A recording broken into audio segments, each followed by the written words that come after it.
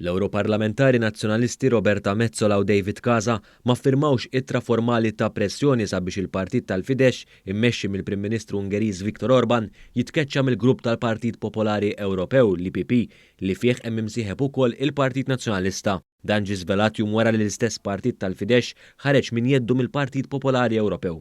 Ittra datata għat-2 ta' April ta' 2020 il-President tal-IPP Donald Tusk turi numru kbir ta' firmatarji ta' delegazzjonijiet fih dan il-Partit Popolari Ewropew biex timbeda pressjoni fuq il-Partit ta' Orban biex jitkeċċa mill-IPP. Dan wara li kien hemm nuqqasijiet serji min-naħa tal-Ungerija fiż-żamma tas-saltna ta' dritt u tħaddin tad-demokrazija. Fil-fatt il-Prim Ministru Ungeriż Viktor Orban ħataf l-opportunità mill-pandemija u bliġi ta' emerġenza li jagħti lilu nnifsu iżjed poteri eżekuttivi b'mod indefinit.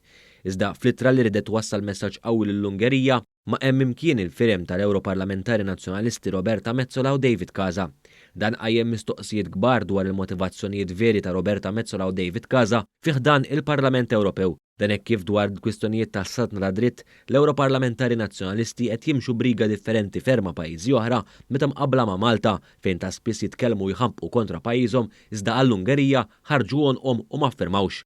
Fil-fatt dwar dan reaġixxa l-Europarlamentari Laburista Alex Agius Saliba hekk kif spjega l-element ta' double standards li reġgħet jiddomina fil-Partit Nazzjonalista ta' Bernard Grech. Dan juri u jkompli juri u jikkonferma kemm għandhom u jattwaw politika ta' double standards ir-rappreżentanti tal-Partit Nazzjonalista fil-Parlament Ewropew u meta jitkellmu fuq id-demokrazija, meta jitkellmu fuq is-salta tad-dritt jagħmlu dan biss biex jippruvaw ikissru isem pajjiżna.